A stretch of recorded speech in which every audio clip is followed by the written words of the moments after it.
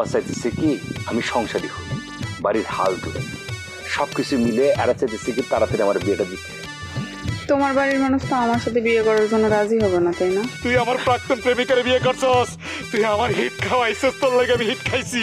ভাই ভাই বিশ্বাস করেন আমি বিয়ার সময় জানতাম না বিয়ারি আপনার প্রেমিকা। আর বিয়ার পরে জানলে কি কেউ বরে ছাড়িয়ে দিতে পারে? আরে মিয়া ঘটনাটা কি করছে শুনো নাই? আব্বাই বিয়া করছে, এটা যদি আমি করতাম বেলি এবার বাটাম দেখাইতেন। আচ্ছা বাদ দিলাম, আমার কথা বাদ দিলাম, আমার শালায় যদি আর একটা বিয়ে করতো সেটাও না হয় মানতাম। একটা ইয়াং ছেলে দুইটা বিয়ে করছে, করতেই পারে। আমার কোনো বউ দরকার নাই। আমি যদি বিয়ে করতাম ফারজানা কি করতে জানেন? আমার পুইরা জালি কাবাব বানায় খাই ফেলতো। কি যে বলেন, আপনি আমার জন্য যা করছেন সেটা অনেক। সেটা বোঝার জন্য ধন্যবাদ। সবাই খালি আমারে দোষ দিতেছে। একটা কথা বলবো? বলো। বাড়িতে যারা আপনার বিরুদ্ধে কথা বলতেছে সবাই একদম ঠিক করতেছে। পিয়ারি তুমি আমার বউ হয়ে এই কথা বললা? আপনি আমার কথাটা শুনেন, আমি আগে বলি, আপনি শুনেন, তারপর বললেন আমি ঠিক বলছি না ভুল বলছি। আপনার বয়সে আমার মতো কাউরে বিয়া করলে সাধারণত তালাক দিতে চায় না, বাধ্য হইয়া পরে ওই মেয়েটার সংসার করা লাগে। এটা তুমি কি কথা বলতেছো পিয়ারি? আমি কেন এখানে থাইকা আপনার শান্তির সংসারে অশান্তি লাগাবো? আপনি তালাক দিলে আমিও চলে যাব। সন্তান সন্ততি নিয়ে সুখে শান্তিতে আবার। আরে তোরে তো আমার অন্তর থেকে তুই বলতে খুবই কষ্ট লাগতেছে। তুই তো সব সীমা অতিক্রম করে ফেলাইছস। হ্যাঁ, আর এখানে বসে বসে ফ্যামিলি প্ল্যানিং চলতেছে না? কয়টা বাচ্চা নিবি? ছেলে হবে না মেয়ে হবে? আরে বুড়ে, তো বয়স কত হয়েছে খেয়াল আছে? বেলির মা এসব কি কথা বলতেছো? আমি কিসের বাচ্চা নিব আর আমার কিসের ফ্যামিলি প্ল্যানিং? আমার কথাটা শোনো তুমি। এই চুপ চুপ, তোর কোনো কথা আমি শুনতে চাই না। সব অবিশ্বাস করতে পারি, নিজের কান রে তোর অবিশ্বাস করতে পারি না। হ্যাঁ, একটু সুযোগ পাইলেই তুমি গুজুর গুজুর ফুসুর ফুসুর। হ্যাঁ, আর আমার সাথে তো জীবনে কোনোদিন এরকম করে কথা বলতে দেখলাম না। আরে আমার জীবনটা তো শুধু কাজ করতে করতে পার করে দিলাম, জীবনে একটুখানি সুখও পাইলাম না। আপনি আমার কথাটা শুনেন। সব চলে যাবি তো খাড়া আছিস কেন? হ্যাঁ, যা এক্ষুনি যা। তোরে কি পালকি দিয়ে পাঠামু নাকি হেলিকপ্টার ভাড়া করে নিয়ে আসমু? ঠিক আছে, আমি চলে যাচ্ছি। এই পিয়ারি, আরে রাগ করলে তো সমস্যার সমাধান হবে না। ও, এখন তো দেখতেছি তোরই ওরে রাখার ইচ্ছা বেশি। হ্যাঁ, তাহলে তুই ওর সাথে যা। যা খাড়া, আজকে তোর বিয়ার সাথে আমি মিটাইতেছি। খাড়া শোনো, আজকে তোরে আমি খাড়া ওই যাস ওই বাড়া খাড়া খাড়া কইতাছি তোরে একটা আমি দিতাছি। খাড়া খাড়া কইতাছি খাড়া।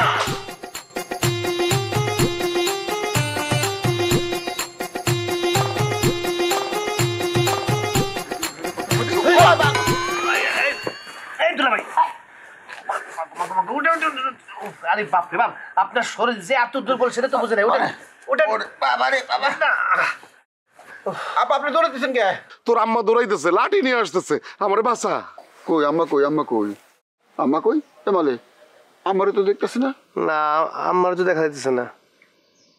এ আব্বা, আমার তো মনে হইতেছে আপনি কল্পনায় আম্মারে দেখে দৌড় মারতেছেন। আব্বা, আব্বা আপনি কি খান? জামাই, এইসব কথা বলার সময় এখন না। এখনই এটা জানার উপযুক্ত সময়। যখন যেই ঘটনা ঘটবে তখনই সবকিছু জানতে হবে। বলেন আপনি কি খান? আরে আমি কালকে রাতের থেকে কিছুই খাই নাই, আমি তো বাড়িতেই ঢুকতে পারতেছি না। আব্বা সত্যি বলতেছে। আব্বা আপনি কিছু খান নাই? সাক্ষী আছে। তারপর আপনার শরীরে এত শক্তি, মনে হইতেছে আপনার শরীর লোহা দিয়ে বানানো, একেবারে লোহার মতো শক্তি। মালিক, আব্বার বয়স হলে কি হইব? শরীরে তাকত আছে। আব্বার বয়স 70-এর উপরে, তাই না আব্বা? ওই রকমই মনে হয়। জামাই, আমার তাড়াতাড়ি বাড়ি যাওয়ার ব্যবস্থা করো। বেশি সময় বাইরে থাকলে একটা অঘটন ঘটে যাবে। আমার শরীর দুর্বল হয়ে আসতেছে। কি কইতেছেন আব্বা? আপনার শরীর দুর্বল? একটু আগে আপনি যে পারফরমেন্স দেখাইলেন, আমি কেমনে বিশ্বাস করি আপনার শরীর দুর্বল? আব্বা, আপনি যে জেলখানার বাইরে আছেন না, লাখো শুক্রিয়া করেন। কেউ যদি আম্মার কাছে যায় কমপ্লেন করে আর আম্মা থানায় যায়, আপনি কিন্তু ডাইরেক্ট জেলখানার ভিতরে যাবেন, জেলখানার ভাত খাওয়া শুরু করবেন। কি বলতেছ জামাই? যা বলতেছো সত্য? না না, অবশ্যই দুলাভাই যা বলতে সবই সত্য। আরে আমাদের সাথে তো আইনের লোকদের একটু উঠা বসা হয়, কথাবার্তা হয়, পরিচয় আছে। এটা বোধহয় পুলিশ জানতে পারছে, সেই জন্য পুলিশ বাড়িতে আসে না। তবে আব্বা আম্মা যদি চাইতো আপনারা কিন্তু ঠিকই এতক্ষণে কারাগারে রাখতো। হায় হায়, তাইলে এখন কি হইব? এখন কি হবে এটা কইলে হইব? ঘটনার আগে কিছু কর নাই, পরেও কিছু কর নাই, দিছেন ঘটনা ঘটায়। চিন্তা করতে দেন, চিন্তা করে দেখি কি করা যায়। দুলাভাই একটা কাজ করতে পারে। কি কাজ? আব্বা গিয়া আম্মার 2 পাও ধরে ফেলতে পারে। আম্মা তো নরম মানুষ, মাফ করে দিতে পারে। এই ছাগল, এই সবাই কি তোর মতো কথায় কথায় বইয়ের পায়ে ভরে? অসম্ভব। আব্বা আম্মার পায়ে পড়বো কে? আর পরেও লাভ নাই, আম্মার মাথা এখন হট, এখন পায়ে পরে কামইব না। আপনি এসব কথা জানেন কি করে? সবার ঘরের খবর আমার কাছে আসে, কেমনে আসে সেইটা তোরে কব না। তোর বুদ্ধি আমি মানি নিতাম, যদিও এই বুদ্ধিটা অতি জঘন্য, কিন্তু মাইনে কোনো লাভ নাই। অহন আমার পায়ে পড়ে কোনো লাভ নাই, আমার মাথা এখন হট। বাবারে, একটা বুদ্ধি বের করো, আমার তো আর ভাল লাগতেছে না। আব্বা কুল, ঠান্ডা হন। আরে আমি তো বৈশা রসগোল্লা খাইতেছি না, চিন্তা করতেছি তো, একটু চিন্তা করতে দেন। কি কস মালেক? কথা সত্য। মালেক তুইও চিন্তা কর। আরে মাঝে মধ্যে গোবরে পদ্ম ফুল ফোটে, তোর মাথার তো খালি গোবর ভর্তি, দেখা গেল গোবরের থেকে একটা ভালো বুদ্ধি বেরিয়ে এসেছে, তাই না আব্বা? বিশ্বাস করেন আমার দ্বারা আপনাদের কোনো ক্ষতি হইব না।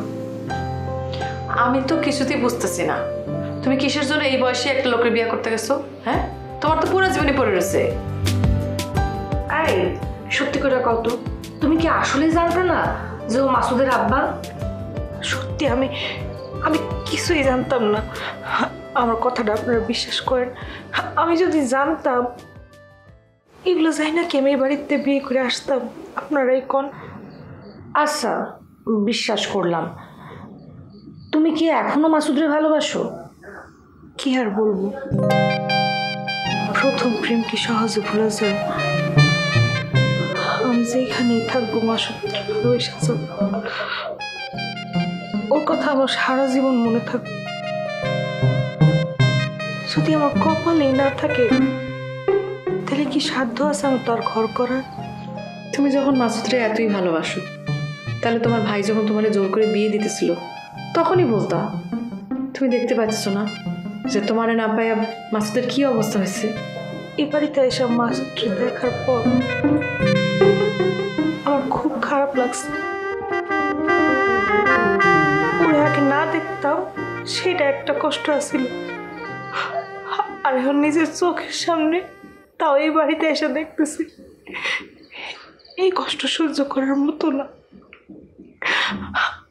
আমার কষ্টের কথা কর আমার কোনো মানুষ নাই।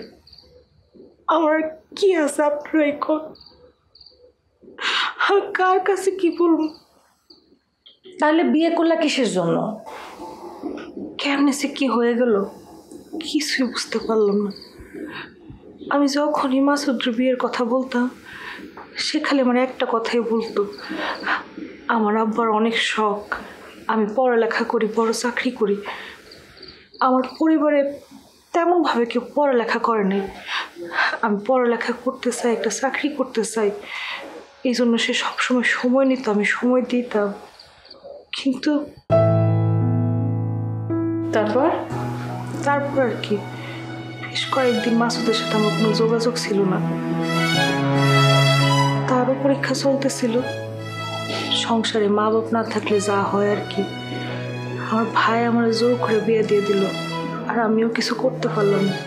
যাই বলো, তুমি তো এই বাড়িতে চলে আসতে পারতা। কি যে বলো না ফারজানা, চাইলে কি মেয়েরা সব করতে পারে? প্রিয়া নিশ্চয়ই ওর ভাইয়ের কথা চিন্তা করছে।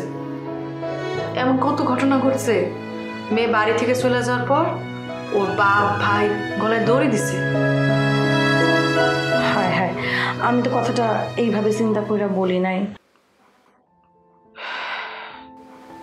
তাহলে মাসুদের কি হবে? আমার হাতে কি আর কিছু করার আছে? আমার ভাগ্য ভালো হইলে কি আমার জন্মের পরপরই আমার মা মারা যায়? আমার একটা কষ্টের কথা যে আমি কাউরে কমু সেই মানুষটা কি আমার আছে? ফারজানা, প্রিয়ারি কিন্তু সত্যি দুঃখী একটা মেয়ে। হ ভাবি, কিন্তু আমাদেরই কি করার আছে বলো? এরকম কঠিন ঘটনা আমি আমার জীবনে কখনো শুনি নাই। প্রিয়ারি, তোমার একটা কথা বলি, তুমি কিন্তু ভুলেও আম্মার ঘরের দিকে যাবা না। আম্মা কিন্তু যে কোনো সময় তোমারই অ্যাটাক করতে পারে। হ্যাঁ, শুনো, তোমার যদি কোনো কিছু প্রয়োজন হয় তাহলে আমাদের দুজনের বলো, আমরা তোমারে কোনো কষ্ট দিব না। আর ফারজানা যে কথাটা বলছে সেই কথাটা কিন্তু একদম মাইনা চলো। আম্মার মেজাজ এই মুহূর্তে খুব খারাপ আছে, তবে তুমি আসলে আম্মারে যেমন ভাবতেছো, যেমন দেখতেছো, আম্মা কিন্তু আসলে তেমন না। আম্মা খুবই ভালো মানুষ।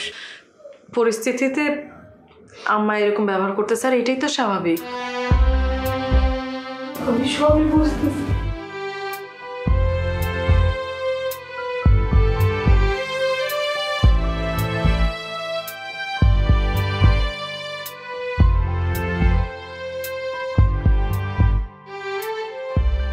এই যে ভাই আপনি কি এই গ্রামের? জি জি জি। আচ্ছা, আমি ওই যে ইষ্টি বাড়িতে আসছিলাম এই গ্রামে, আমি বাড়িটা চিনতে পারতেছি না ঠিক কোন দিকে যে বাড়িটা। ইষ্টি বাড়ি যাবেন? হ্যাঁ হ্যাঁ। ও আচ্ছা আচ্ছা, কার বাড়িতে যাবেন আপনি আমার বলতে পারেন? আমি এই এলাকার মানে খুব উপকারী মানুষ, আমার খুব সুনাম আছে অত্র এলাকায়। কার বাড়িতে যাবেন বলেন? ওই যে বেলায়েত সাহেবের বাড়িতে। ও আপনি বেলায়েত সাহেব, আপনি আব্বার বাড়িতে যাবেন? আব্বা? হ্যাঁ, বেলায়েত সাহেব তো আমার আব্বা। আরে আপনি আব্বার ছেলের সঙ্গে দাঁড়াইয়া আব্বারে খুঁজতেছেন, তার বাড়িতে যাবেন? এইটা কোনো কথা? আপনি চলেন, আপনার নিয়ে যেতেছি। হায় হায়, মিষ্টি মিষ্টি নিয়ে আসছেন। আচ্ছা, আমার কাছে আমার কাছে চলেন, আসেন আসেন আসেন, এইদিকে বাড়ি, এই সামনে। হ্যাঁ, আপনার পরিচয় তো জানাম না। আমি ও আচ্ছা, ঠিক আছে, আমার দরকার নেই, বাড়িতে শুনবেন। আসেন আসেন আসেন। এই অবস্থায় আপনি বাড়িতে যাইতে পারবেন না, রিস্ক আছে। আরে রিস্ক আছে মানে? বাড়িতে না গেলে আবার যাবে কোথায়? কোথায় যাবে সেটা চিন্তার বিষয়, কিন্তু বাড়িতে যাওয়া যাবে না, এটা ফাইনাল। আরে তাহলে আমি আর কতক্ষণ বাড়ির বাইরে থাকবো? হ্যাঁ, আমি তো কিছুক্ষণ পরে অসুস্থ হয়ে পড়বো। আব্বা, আপনার শরীর কি খুব খারাপ করছে? এই তুই চুপ থাক, খুব দরদ না?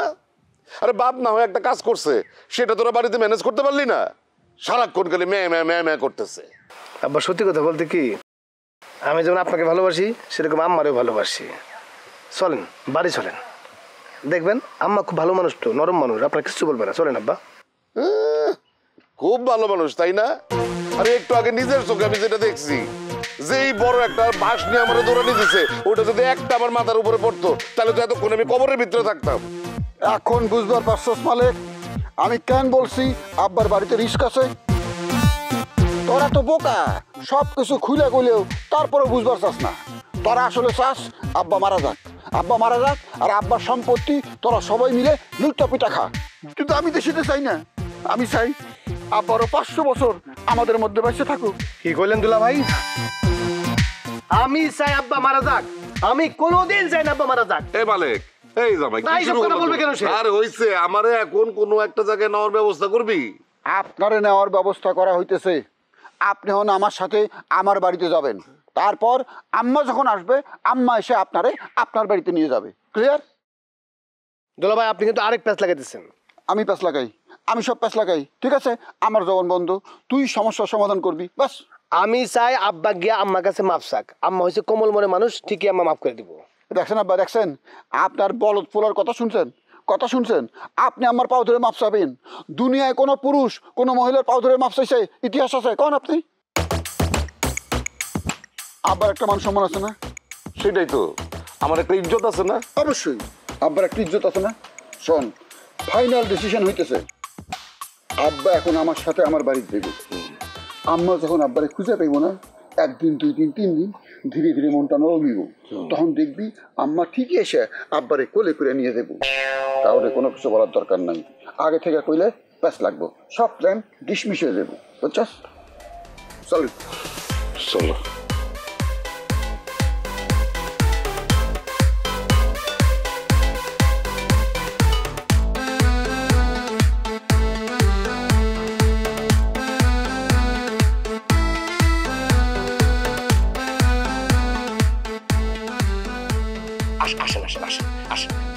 বেদানা, বেদানা কোথায়? এদিকে আসো, বাড়িতে কুটুম আসছে, মেহমান আসছে, আসো আসো। ভাইজান তুমি তুমি কেমন আছো ভাইজান? আর আমার থাকা, আমি ভালো আছি বোন, তুই কেমন আছোস? আমি ভালো আছি ভাইজান, অনেক ভালো আছি। আচ্ছা উনি কি তাহলে তোমার বড় ভাই? বড় ভাই বলেন বাপ বলেন সব কিছুই উনি। আব্বা আম্মা মারা যাওয়ার পর থেকে আমার অনেক কষ্ট করে বড় করছে, আমার কথা চিন্তা করে এখন পর্যন্ত বিয়েও করে। হ্যাঁ হ্যাঁ পিরি, তুমি তোমার বড় ভাইকে এই বাড়িতে ডেকে নিয়ে আসছো কেন? আমি তো ডাইকা নিয়ে আসি নাই, আর আমি ডাইকা আনবো কেমনে? আমার কাছে তো কোনো মোবাইল নেই। বিয়ের সত্য কথা বলছে, বাড়িতে সে কিন্তু খুবই কোণঠাস অবস্থায় আছে। কোন ঠাসা? বোন তুই না বললে তুই ভালো আছিস? ভাইজান আমার কথা বাদ দাও, বিয়া ভাইজানটা কি ঘরে নিবেন নাকি এখানে দাঁড়ায় থাকবো? ঘরে তুলতে তো মন চায়, কিন্তু তুমি জানো না বাড়ির অবস্থা। ওনারে ঘরে নিয়ে গেলে তো কি একটা বিপদ হয়ে যাবো, তুমি ভালোই বুঝতে পারতেছো। কি বলতেছো সেসব তোরা? এত সমস্যা? আরে বেলায়েত কাকা অবশ্য বলছিল সমস্যার কথা, কিন্তু আমি যদি জানতাম এত সমস্যা তাহলে তো আমি এই বাড়িতে আসতাম না। তাইলে আপনি চলে যান, পরে এক সময় আসেন, মিষ্টির প্যাকেট থাকুক। ঠিক বলছি না?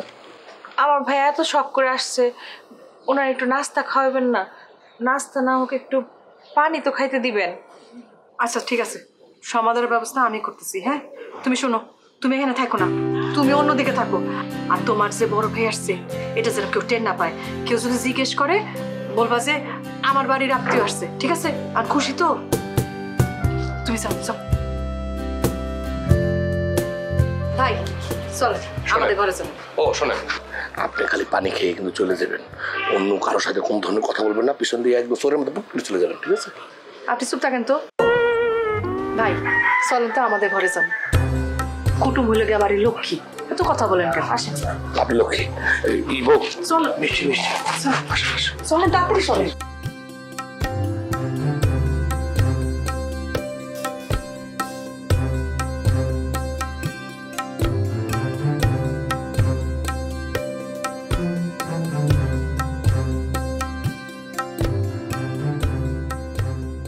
আম্মা বাড়িতে কি চলতেছে কিছু আজ করতে পারতেছেন? আমি তো কিছু বুঝতে পারতাছি না, কি হয়েছে একটু খোলাসা করে বলো তো।